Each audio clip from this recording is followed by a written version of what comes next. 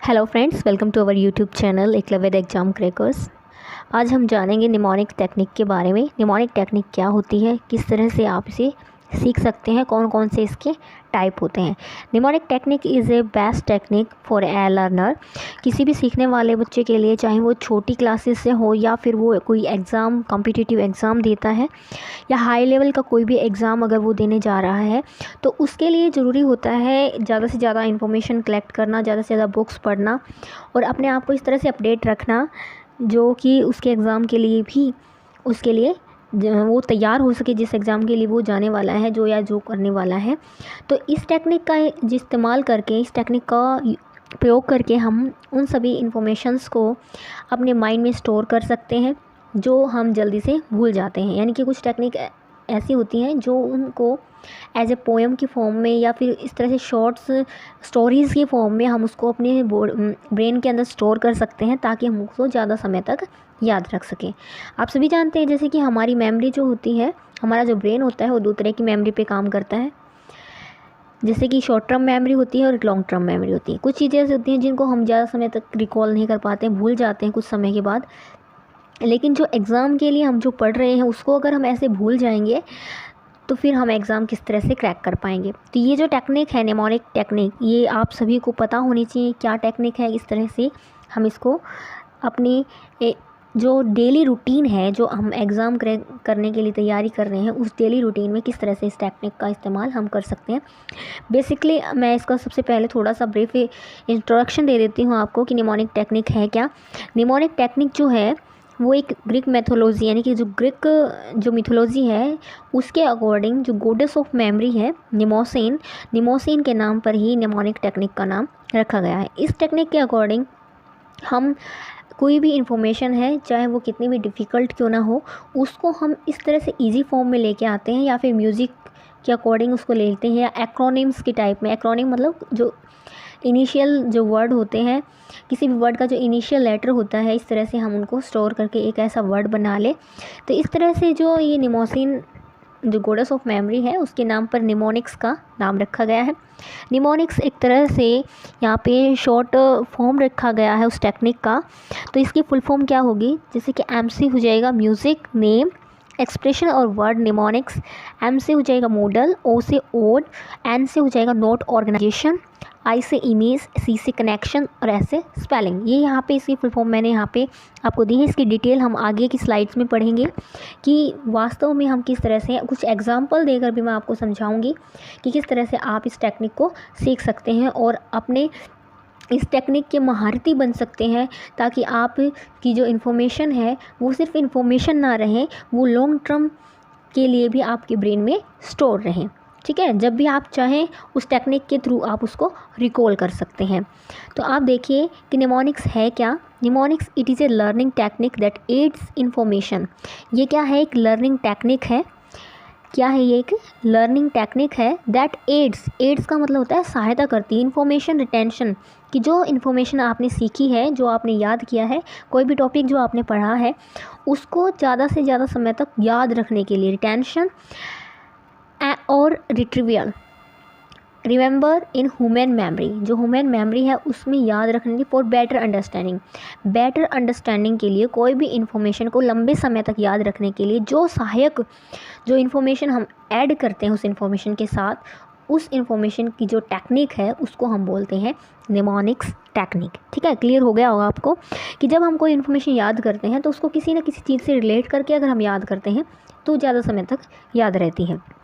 अब वो जो इन्फॉर्मेशन है उसके साथ किस तरह की इन्फॉर्मेशन हम ऐड करें कि वो ज़्यादा से ज़्यादा हमें याद रहे और ज़्यादा लंबे समय तक हम उसको याद रख सकें। तो जैसे फॉर्म्स ऑफ निमोनिक्स क्या हो जाएंगी, जैसे निमोनिक्स को हम शॉर्ट पोएम की फॉर्म में यूज़ कर सकते हैं। शॉर्ट पोएम, एक छोटी सी पोएम बना लें। जैसे कि आप जब किंडरगार्टन वाले स्टूडेंट को पढ़ाते हैं, जो बच्चे होते हैं किंडरगार्टन में, उसको हम क्या करते हैं, कोई भी चीज़ हम पढ़ाने के लिए पोएम उनको सिखाते हैं। ठीक है, जैसे अगर हम ABCD उनको सिखाना चाहते हैं तो हम पोएम की जो राइम की फॉर्म में उसको हम सिखाते हैं, जैसे ABC ऐसे बोल के, तो उसको हम पोएम की फॉर्म में सिखाएं तो वो जो क्या रहेगी, शॉर्ट पोएम हो जाएगी। एक्रोनिम्स क्या होते हैं, वर्ड्स को हम इस तरह से एक फ्रेज़ की फॉर्म में ले आएँ, एक सेंटेंस बना दें तो उसमें वर्ड्स आएंगे, एक्रोनिम्स, उसके इनिशियलिज्म हम यूज़ करें। इनिशियलिज्म क्या होता है कि कोई भी इंफॉर्मेशन जो बड़ी है उसके फर्स्ट लेटर को हम अगर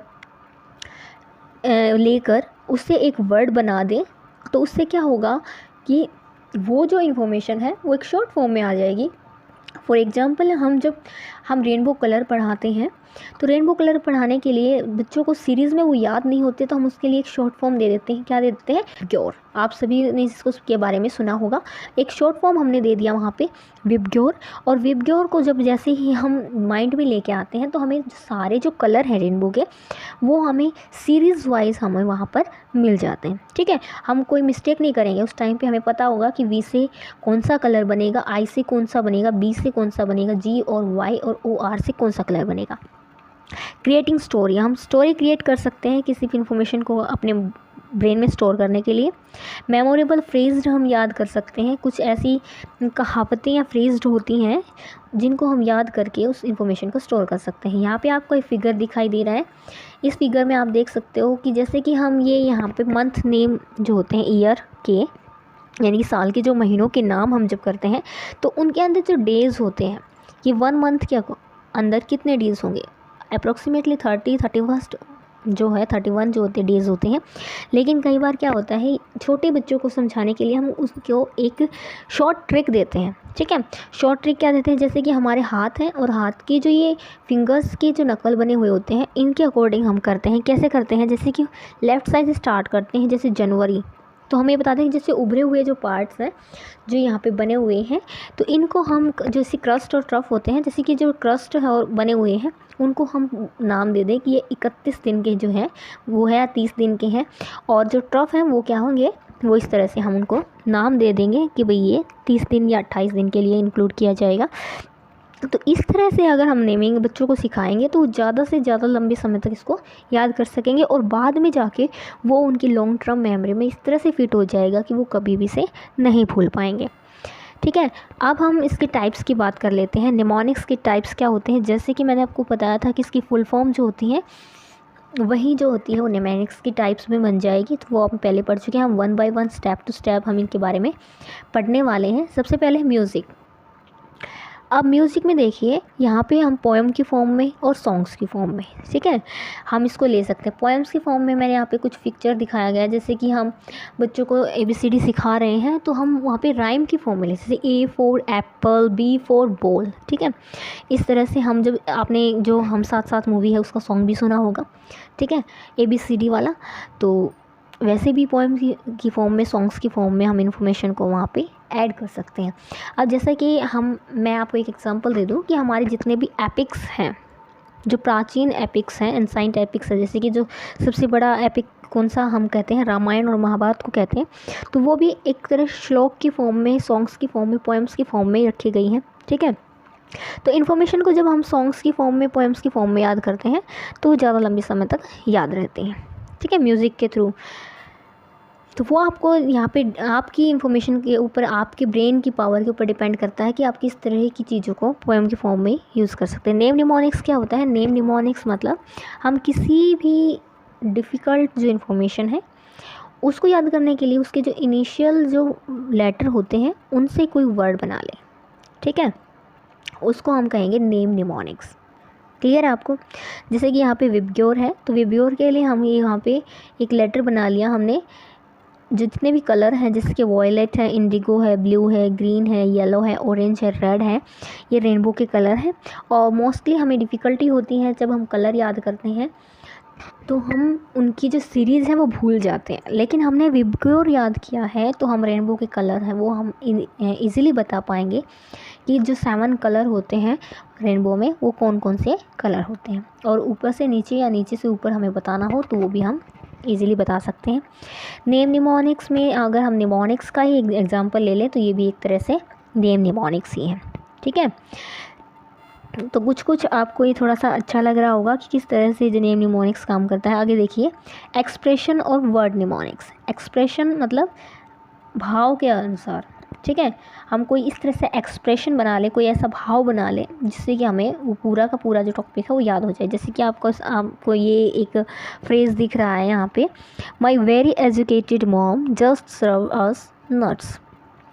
माई वेरी एजुकेटेड, देखो अपनी मदर्स के से हमने जोड़ लिया इसको कि माई वेरी एजुकेटेड जो मॉम है वो जस्ट सर्व अस नट्स, वो हमें सिर्फ नट्स ही सर्व कर रही है। तो अब यहाँ पे देखिए कि यहाँ पे जो पर जो वर्ड्स हैं उसका जो हम फर्स्ट लेटर देख रहे हैं वो मैंने यहाँ पे कैपिटल रखा है, क्योंकि ये जो एक्सप्रेशन है ये क्या हमें इन्फॉर्मेशन दे रहा है, ये हमें सभी प्लैनेट्स जो हमारा सोलार सिस्टम है उसकी सभी प्लैनेट्स के जो है नाम यहाँ पर याद करा रहा है। जैसे देखिए फर्स्ट माई है, माई में एम देखिए, तो फर्स्ट जो हमारा प्लैनेट है सोलार सिस्टम का वो क्या है, मर्क्यूरी। सेकंड क्या हो जाएगा, वीनस, वेरी से वी हो गया, एजुकेटेड यानी कि ई से अर्थ, एम से क्या हो गया, मोम, मोम मतलब मार्स। तो मोम मिशन भी आपने पढ़ा होगा इसके बारे में भी, जो मार्स ऑर्बिटर मिशन था। तो मोम से क्या हो जाएगा, एम से मार्स हो जाएगा। जे से क्या, जे से हो जाएगा जुपिटर, जस्ट, ठीक है, जस्ट से जुपिटर। और सर्ड से क्या हो जाएगा, एस से सैटर्न, यू से यूरेनस, एन से नेपच्यून, ठीक है। यानी कि इजीली हमने सभी प्लैनेट्स जो है वो याद कर लिए हैं और हमें कोई भी प्रॉब्लम नहीं हुई। हमें सिर्फ एक एक्सप्रेशन याद किया है कि माई very educated mom just served us nuts, ठीक है। तो ये हमने इस तरह से जो इन्फॉर्मेशन को हमने इजीली फॉर्म में यहाँ पर तैयार करके रख लिया है, ठीक है। नहीं तो वैसे क्या कन्फ्यूज़न रहती है, पता नहीं मार्स पहले आएगा, पता नहीं अर्थ पहले आएगा, पता नहीं जुपिटर सैटर्न से पहले आएगा, सैटर्न जुपिटर के बाद आएगा। इट्स डिफ़िकल्ट टू लर्न इस सीरीज़, ठीक है। तो हमने इस डिफ़िकल्टी को दूर कर लिया है। यहाँ पे हमने एक एक्सप्रेशन वर्ड बनाया है और उसी से हमने पूरी इन्फॉर्मेशन को याद कर लिया है। नेक्स्ट आपको एग्जांपल यहाँ पे दिख रहा है, kings plays chess on funny glass stair, ठीक है। कितनी इजी और जो एक सिंपल यहाँ पे फ्रेज है, देखो, kings play chess on funny glass stair.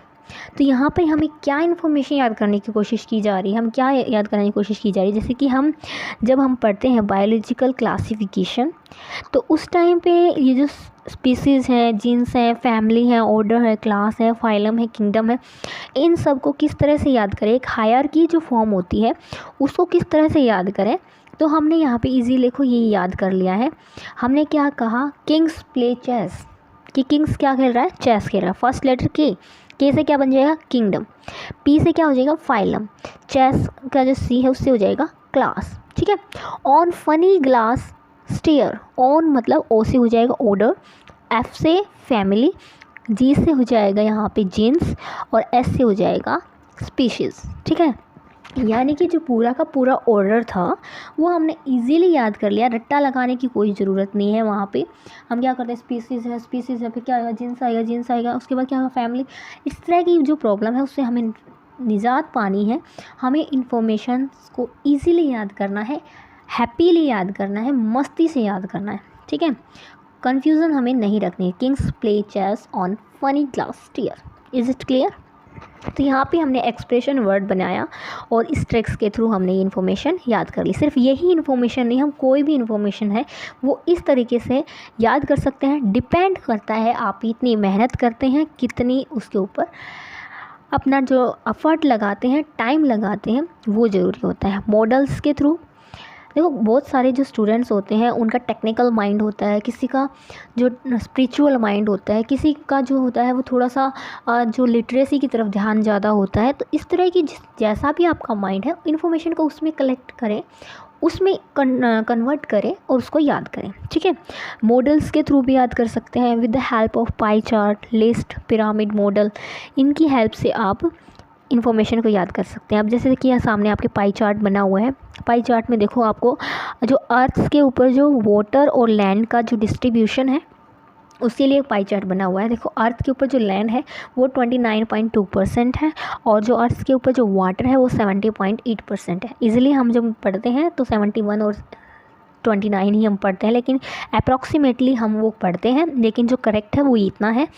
तो अब आप देखिए, इस पाई चार्ट को अगर आपके दिमाग में फिट आपने कर लिया है, ठीक है, तो आप कभी नहीं भूल पाओगे कि अर्थ के ऊपर कितना लैंड सरफेस है और कितना वाटर सरफेस है, ठीक है। ऐसे ही जो हायरार्की जो यहाँ पे आपको दिखाई दे रही है जीन्स से लेकर, तो आप ये ध्यान में रख सकते हैं इसको फिगर को, और आप ये बता सकते हो कि किंगडम जो है वो उसका बड़ा एरिया होता है या फिर स्पीसीज़ होता है उसका बड़ा एरिया होता है। ठीक है, आपको हायरार्की याद रहेगी। तो ऊपर से आप देखो कि स्मॉल है तो यानी कि स्पीसीज एक छोटी चीज़ होती है, छोटी स्पीसीज़ होती है, उसको फिर जेंस में कन्वर्ट, फैमिली जो है वो उससे थोड़ी और बड़ी हो जाएगी, फिर ऑर्डर आएगा, फिर क्लास आएगा, फाइलम आएगा, फिर किंगडम आएगा। इस हायरार्की से आप ये इसके लेस और जो हाई लेवल है उसको आप यहाँ पर जो है क्लियर कर सकते हैं। ठीक है, वैसे आपको याद कैसे करना है वो मैंने आपको बताया था, किंग्स प्ले चेस, और ठीक है वो आप याद कर लेंगे। तो मॉडल्स आपको क्लियर हो गया कि मॉडल्स से या पाई चार्ट से या पिरामिड मॉडल से आप किस तरह से इन्फॉर्मेशन को ईजिली अपने माइंड में जो है स्टोर कर सकते हैं, अपने ब्रेन में स्टोर कर सकते हैं। और क्या होता है, एक तरह की शॉर्ट पोएम्स होती हैं। ठीक है, जो हम इन्फॉर्मेशन हमको दी जा रही है या हम किसी को इन्फॉर्मेशन जो है उसको स्टोर करना चाहते हैं अपने ब्रेन में, तो उसको हम शॉर्ट पोएम के फॉर्म में रख सकते हैं। जैसे कि अब देखो, हमें वाटर के बारे में पढ़ाना है। ठीक है, वाटर इज़ क्लियरली मिस्ट्री। ठीक है, टू मी, कि मेरे लिए वाटर क्या एक तरह से रहस्य ही है। ए सॉलिड, लिक्विड एंड गैस। आप यहाँ पे जो स्टेट ऑफ वाटर है यहाँ पे क्लियर कर रहे हैं कि वाटर किसी फॉर्म में मिल सकता है, सॉलिड, लिक्विड और गैस के। ठीक है, इट्स ऑल थ्री, कि तीनों ही फॉर्म में वो मिल पाता है। Freeze it, warm it, boil it, you will see. ठीक है, आप उसको फ्रीज कर लो, गर्म कर लो, ठीक है, बॉयल कर लो। तो ये सब चीज़ें जो है वाटर के बारे में हमने इन्फॉर्मेशन जो है इस पोएम की फॉर्म में हमने बच्चों को दे दी है कि वाटर है क्या। ठीक है, अब हमें जैसे कि एक पोएम यहाँ पे कोई भी लेटर है उसकी वकअब पढ़ानी है। वोकैब पढ़ाने के लिए हम क्या करते हैं, रटाएंगे क्या बच्चों को? क्या करेंगे, हम रटाएंगे। डी फॉर डॉग होता है, डी फॉर डैडी होता है, डी फॉर डंकी होता है, ऐसे नहीं पढ़ाना। हमें क्या करना है कि एक पोएम उसके सामने रख देनी है कि dandy dog duck on my deck. ठीक है, अब उसको हम पोएम पढ़ा रहे हैं, उसको बता रहे हैं कि इसमें देखो कितने वर्ड हैं वो डी से स्टार्ट हो रहे हैं। ठीक है, बच्चा इजीली सीख जाएगा कि ये डी की वोकैब है। ठीक है, उसको डी से स्टार्ट होने वाले लेटर्स की पहचान हो जाएगी। तो इस तरह से हम ऑड की फॉर्म में यानी कि पोएम, शॉर्ट पोएम की फॉर्म में बच्चों को इन्फॉर्मेशन ईजिली दे सकते हैं। एज ए टीचर के भी हम अपने इम्प्रेशन अच्छे बना सकते हैं बच्चों के, क्योंकि बच्चों को टीचर वही पसंद आते हैं जो इन्फॉर्मेशन देते हैं लेकिन इंटरेस्टिंग भी इन्फॉर्मेशन देते हैं। ठीक है, इन्फॉर्मेशन बच्चों पे लादना ज़रूरी नहीं है जितना कि उनको समझाना ज़रूरी है। तो अपनी र्यूड फॉर्म जो होती है उसको निकाल के एक मनोरंजन छवि जो है, मनोरंजक जो छवि है वो बच्चों के सामने अपनी लेके आए। ठीक है, ऐसा मैं नहीं कह रही हूँ कि बच्चों को बिल्कुल ही इतना फ्रेंडली कर लें कि वो आपकी बात ही ना माने, लेकिन फिर भी उनके साथ जो भी इन्फॉर्मेशन आप शेयर करें वो इंटरेस्टिंग वे में शेयर करें। और एक बेस्ट टीचर जानता है कि उसको कब क्या करना है। फिर उसके बाद है नोट ऑर्गेनाइजेशन।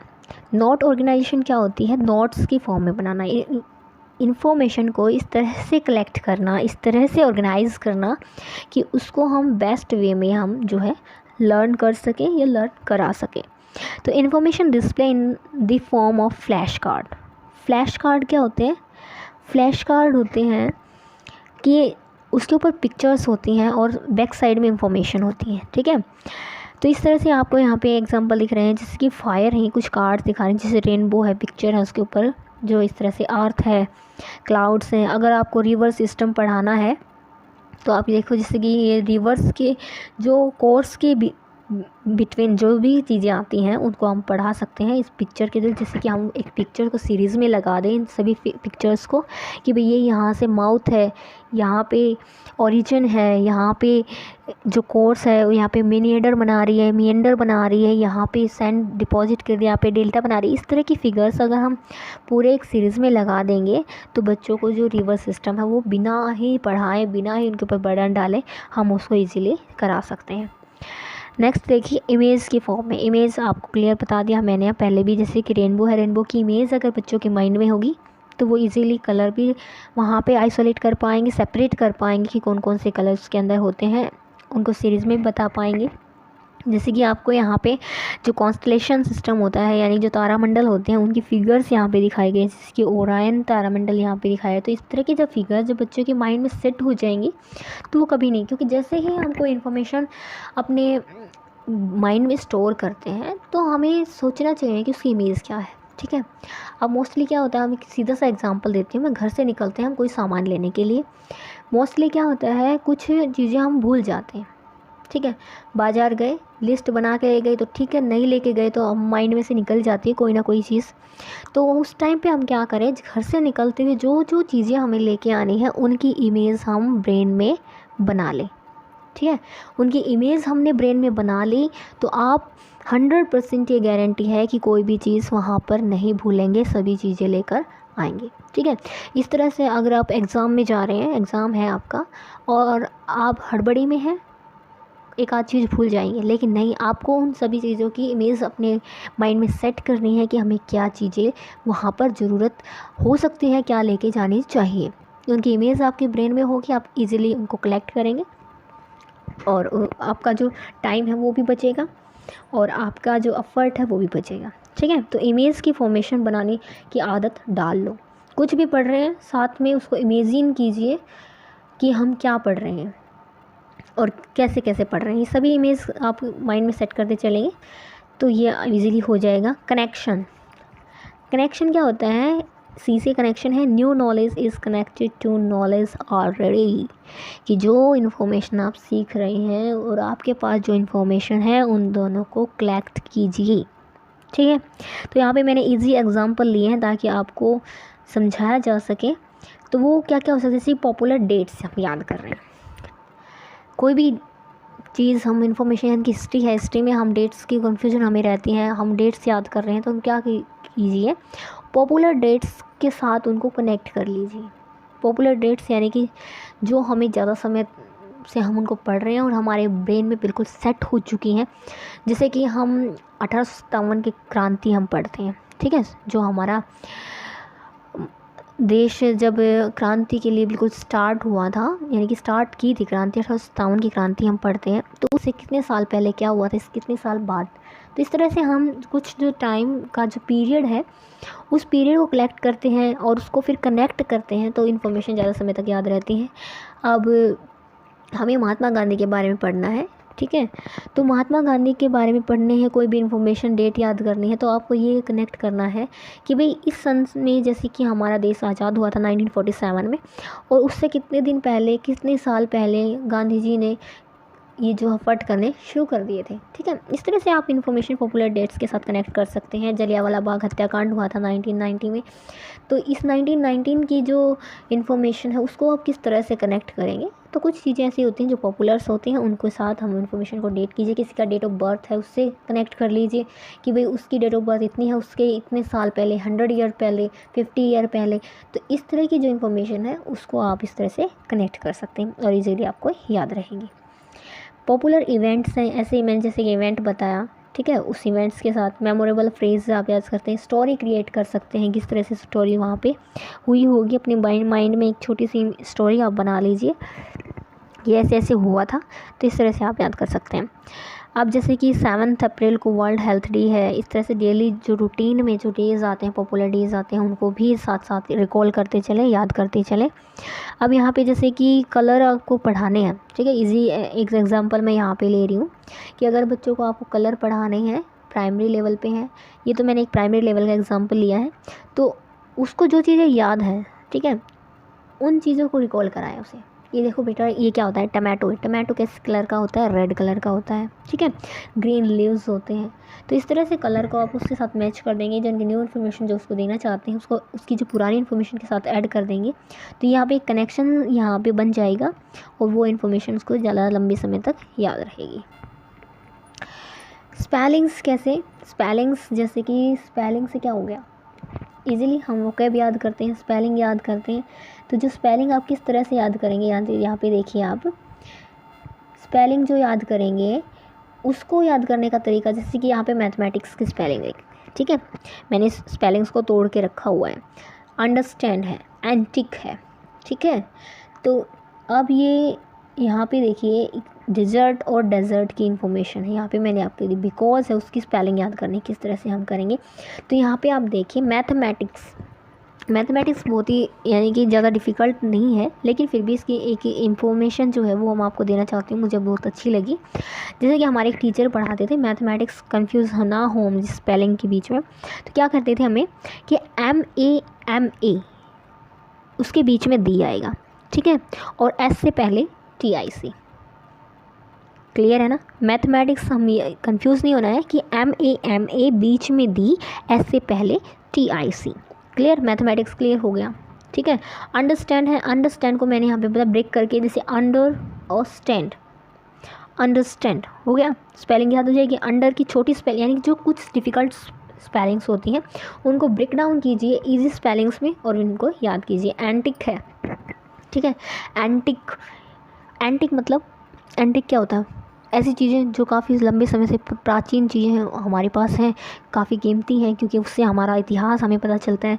तो अब क्या कर रहे हैं यहाँ पे एंटिक क्यू जो है उसको हम दो बार लेटर्स में, दो स्मॉल वर्ड्स में तोड़ लिया, एंटी प्लस क्यू, ठीक है। तो अब क्या करते हैं कि जो चीज़ें ऐतिहासिक होती हैं, और आप देख सकते हैं अपने डेली रूटीन में, अगर किसी को आंटी बोल दो, ठीक है, आंटी बोल दो तो वो अपने आप को थोड़ा सा ओल्ड समझने लगती है, यार मेरे को आंटी बोल दिया, ठीक, मैं तो दीदी हूँ। तो इस तरह से हम क्या करेंगे, आंटी क्यों, एंटी को हम इस तरह से याद कर सकते हैं, आंटी क्यों, कि मुझे आंटी ही क्यों कहा, तो एंटी क्यों हो जाएगा, एंटी क्यों। बिकॉज है, बिकॉज की स्पेलिंग्स को आप किस तरह से एक फ्रेज़ बना सकते हैं, जैसे कि एक छोटी सी स्टोरी लगा लीजिए यहाँ पे, big elephants can always understand smaller elephant, कि जो बिग एलिफेंट होता है वही स्मॉलर एलिफेंट को समझ सकता है। तो यहाँ पे बिकॉज की स्पेलिंग आपको याद होगी, फर्स्ट लेटर बिग का B, एलिफेंट्स का E, स्कैन का C, ऑलवेज का A, अंडरस्टैंड का U, स्मॉलर का S और एलिफेंट का E। तो इस तरह से आपको बिकॉज क्लियर हो जाएगा। इमेज की फॉर्म में भी आप स्पेलिंग याद करा सकते हैं, जैसे कि डिज़र्ट होता है, एक डेजर्ट होता है, ठीक है, एक डिज़र्ट होता है, एक डेजर्ट होता है। यहाँ पे देखिए DESERT डेजर्ट है, तो इसकी स्पेलिंग्स आप नीचे देखिए कि S के साथ क्या बना दिया, सेंड बना दिया, ठीक है, ये यानी कि रेगिस्तान वाला डेजर्ट है, ठीक है। ये डिज़र्ट क्या है, DESSERT, ठीक है। ये स्वीट स्टफ़ है, डबल S यानी कि S से स्वीट और S से स्टफ़ यानी कि कोई मीठी चीज़ है, ठीक है। एक डेजर्ट है और एक डिज़र्ट है, तो दोनों में डिफरेंस यहाँ पर आप क्लियर कर सकते हैं। इस तरह से आप स्पेलिंग को अलग अलग ब्रेक डाउन करके, एक स्टोरी बना के, कोई पोएम बना के, या फिर उसको किसी भी पौराणिक जो चीज़ें हैं, पुरानी चीज़ें उनके साथ जोड़ के आप स्पेलिंग्स को अच्छे से याद कर सकते हैं। तो ये जो निमोनिक्स है उसकी जो सभी टेक्निक हैं वो हमने यहाँ पर कर ली है। आपको अच्छा लगा होगा वीडियो। अगर आपको वीडियो पसंद आया तो प्लीज़ वीडियो को लाइक करें, शेयर करें, और आप चैनल पर नए हैं तो चैनल को सब्सक्राइब करें। Thanks for watching.